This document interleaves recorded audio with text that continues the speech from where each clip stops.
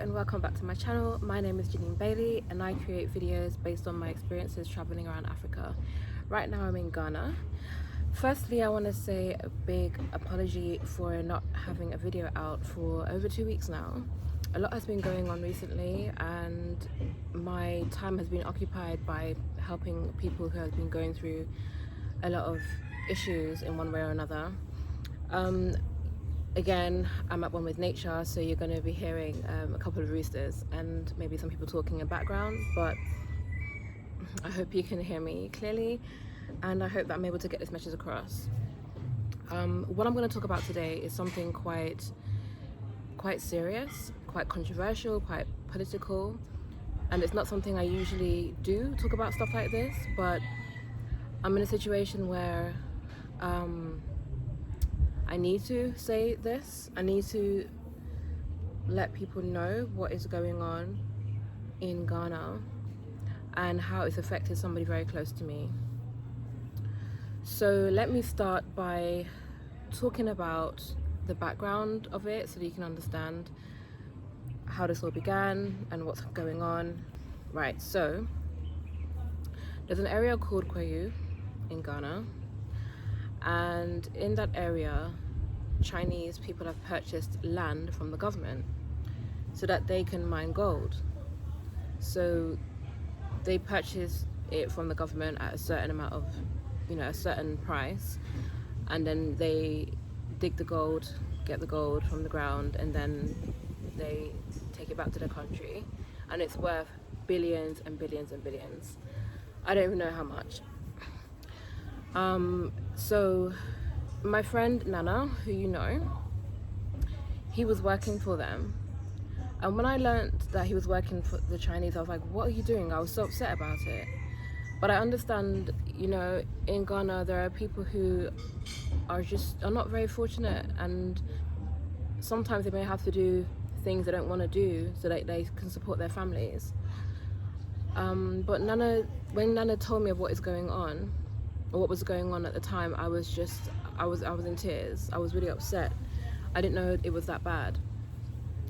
So, as I said, it's a place called Kwayu. I'll put the link, I'll put a description of where exactly it is in Ghana. And the Chinese have purchased an enormous amount of land where they mine gold. But they get Ghanaians to work for them for as low as 35 cedis per day, which is about £6 per day.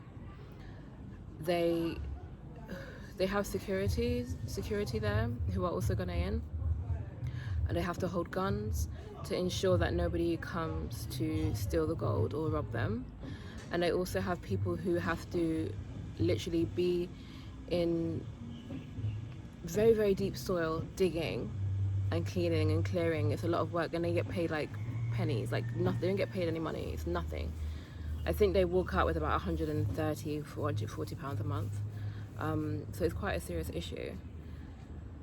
But that's one thing. But what really, really, really turned my stomach is that how Nana described how the land looks.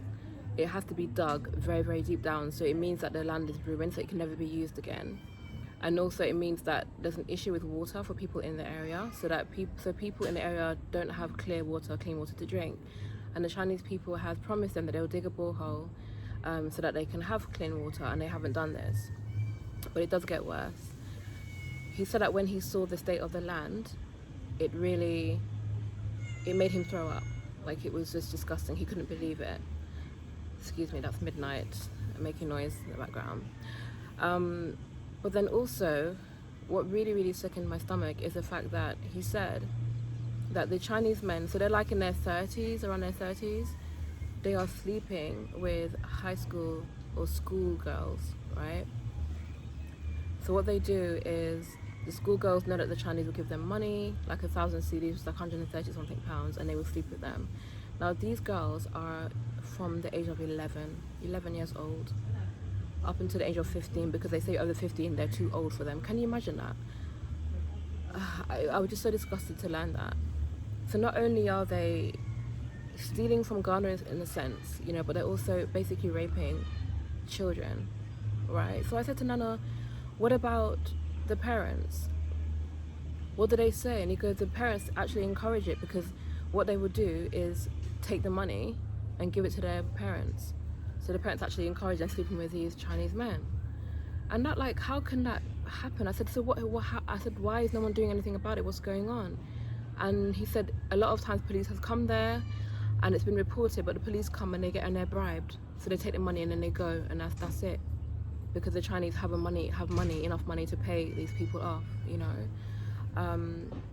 It's something that really sickens me and really upsets me so much, especially being a black woman and seeing it happening to my people. Yeah, it's just something that really bothers me.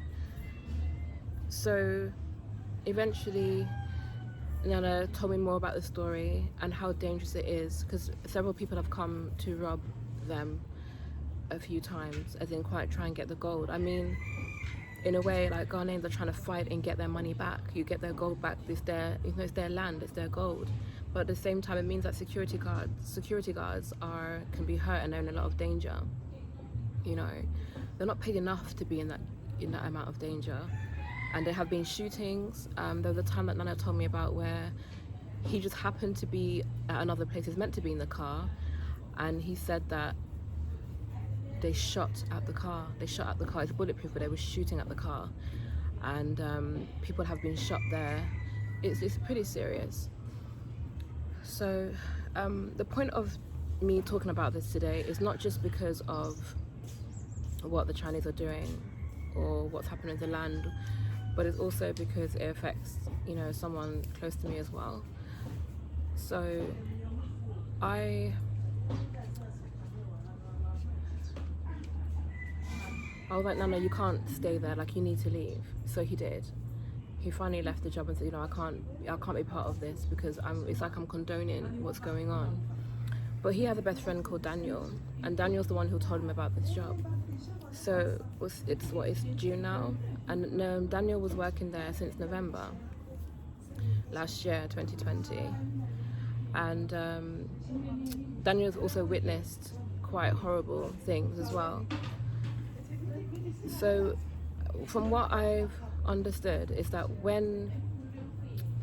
at the end of the night, when they collect a certain amount of gold, they have to drive really fast to go and put the gold in a warehouse or something like that.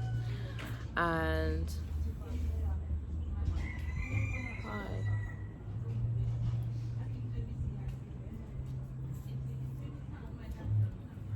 they have to go and put the gold in a warehouse. And one day, a few weeks ago, maybe like a month ago, Daniel, which is Nana's best friend, was in a truck, and it was going at full speed and dodged a pothole. And at that time, Daniel was thrown out of the truck, going at full speed, right? And he hit his head really badly.